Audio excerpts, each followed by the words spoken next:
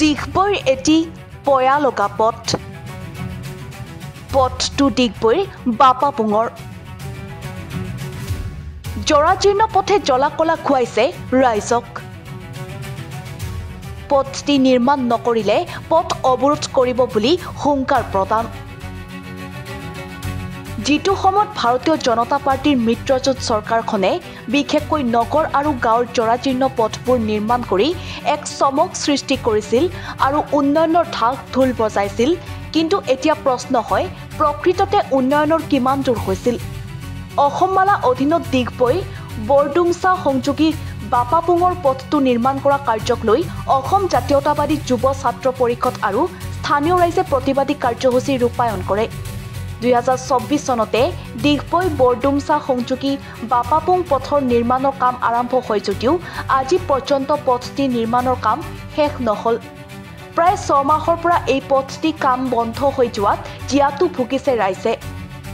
ফৰকাল বতৰত ধূলি আৰু বৰষুণৰ বতৰত প্ৰকাণ্ড গাঁতত পানী হোৱাৰ ফলত যাতায়াত কৰিব নোৱাৰে স্থানীয় ৰাইজ বা ছাত্ৰ ছাত্ৰীসকলে।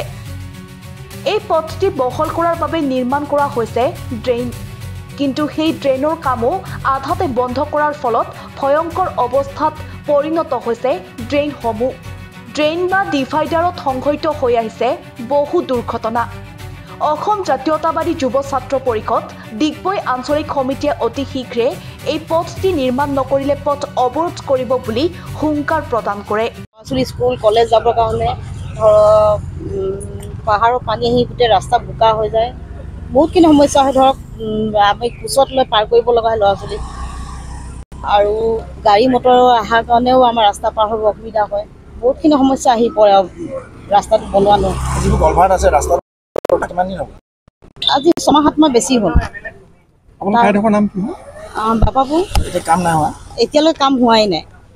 মানে কি ক'ম আৰু, ইমান সমস্যাত ভুগি আছো, যাতে সোনকালে বনাই দিলে ভাল হয় আৰু। আজি এই ৰাস্তাটো, এই পুলটো মানে আৰম্ভ কৰা 6-7 মাহৰ ওপৰতে বেছিয়ে হ'ল। এই পুলটোৰ পৰা আমাৰ মানে বহুত অসুবিধা হৈছে। ল'ৰা ছোৱালীসমূহ স্কুললৈ নিলে তেওঁলোকক অহা যোৱা কৰাবলৈ দিগদাৰ হয়, আৰু গাড়ী মটৰৰ লগতে যদি দুখন গাড়ী একেলগে আহে মানে পাৰ হ'বলৈ ৰাস্তাটোত আমাৰ বহুত অসুবিধা। আৰু এই পুলটো খনাৰ পৰা আমাৰ পাহাৰৰ যিটো পানী আহে, সেই পানীটোৱে আমাৰ এই অঞ্চলটো গোটেই মানে ৰাইজসমূহৰ ঘৰত সোমাই বানপানীৰ সৃষ্টি কৰে। আৰু এই মানে এইটো ৰাস্তাটো সোনকালে যাতে চৰকাৰে চকু দি কামসমূহ আগবঢ়াই নিয়ে, আমাৰ অসুবিধাসমূহ মানে সোনকালে শেষ হ'ব লাগে। আৰু আপোনালোকে দেখিব আজি কিছুদিনৰ পৰা যিটো ডিগবৈ পেঙেৰি বৰডুমচা পথটি যিটো অসমমালা অধীনত নিৰ্মাণ হৈ আছিলে, তাৰে আজি প্ৰায় 6-7 মাহ এই পথটিৰ মেৰামতিৰ কাম বন্ধ হৈ আছে সম্পূৰ্ণৰূপে। এই পথটিৰ লগতে এই পথটিত যিসমূহ কালভাৰ্ট, এই কালভাৰ্টসমূহে সাধাৰণতে জনসাধাৰণৰ অহা যোৱাৰ ক্ষেত্ৰত বহুতো বাধা বিঘিনি সৃষ্টি কৰিছে। বিশেষকৈ বাপাপুং অঞ্চলত যিসমূহ কালভাৰ্ট আছে, এই কালভাৰ্টসমূহ সম্পূৰ্ণৰূপে মেৰামতি নকৰাৰ কাৰণে এজাক বৰষুণতে এই কালভাৰ্টসমূহত পানী যাব নোৱাৰাৰ কাৰণে এই অঞ্চলসমূহত কৃত্ৰিম বানপানীও হৈ গৈছে। লগতে চাব ডিগবৈ দুলীয়াজান পথটি যিটো ইটাভটা বা বালিজান অঞ্চলত পথটি একেবাৰে বিধ্বস্ত অৱস্থা হৈ গৈছে।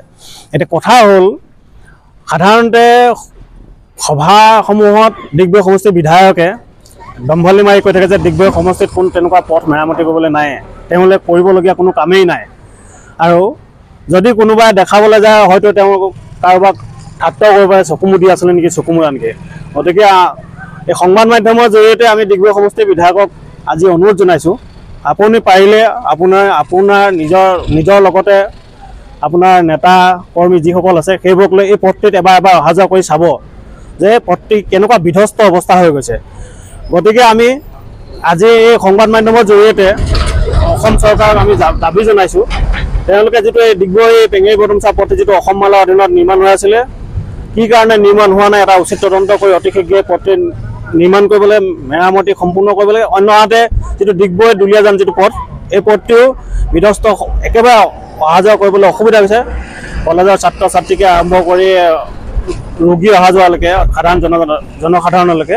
গতিকে এই দুয়োটা পথ অতি শীঘ্ৰে মেৰামতি কৰিবলৈ আমি অসম চৰকাৰক দাবী জনাইছোঁ। অন্যথা কিন্তু অসম জাতীয় যুৱ ছাত্ৰ পৰিষদে এই পথসমূহ পথ অৱৰোধ কাৰ্যসূচী ল'বলৈ বাধ্য হ'ব। ডিগবৈৰ পৰা হাছান আখতাৰ ফৰিদৰ ৰিপৰ্ট, এনিফাৰ 24।